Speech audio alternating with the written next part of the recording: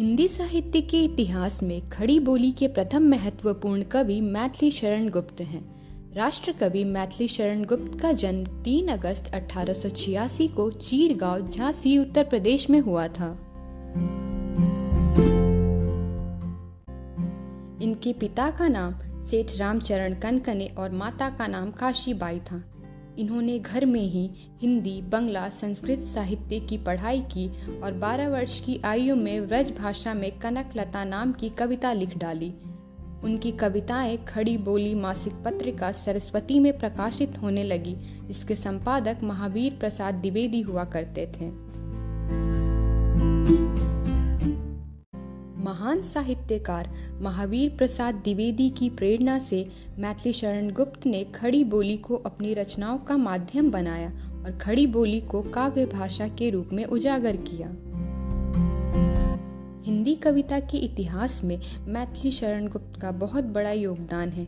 इनकी पहली कविता संग्रह रंग में भंग थी। आगे इन्होंने पंचवटी, जयद्रथ वध, यशोधरा और साकेत जैसी अन्य कई रचनाएं की और हिंदी साहित्य में पारंगत हासिल की। इनकी श्रेष्ठ रचना साकेत के लिए इन्हें हिंदुस्तान अकादमी पुरस्कार, मंगला प्रसाद पुरस्कार से सम्मानित किया गया। अन्य रचनाओं के लिए इन्हें साहित्य वाचस्पति पुरस्कार मिला। साथ ही साथ भारत सरकार ने इन्हें पद्म भूषण सम्मान से भी सम्मानित किया। उनकी कृति भारत के स्वतंत्रता संग्राम के समय में काफी प्रभावशाली साबित हुई और इसी कारण महात्मा गांधी ने उन्हें राष्ट्र कवि की उपाधि दी थी। साहित्य जगत में मैथिली शरण गुप्त को दद्दा के नाम से संबोधित किया जाता था।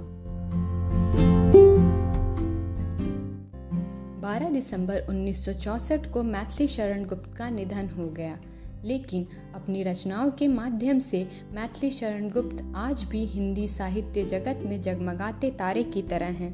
3 अगस्त मैथिली शरण गुप्त की जयंती को हर साल कवि दिवस के रूप में मनाया जाता है।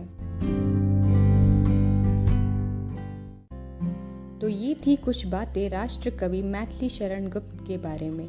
ऐसी ही अन्य जानकारी के लिए बने रहें पी एकेडमी के साथ।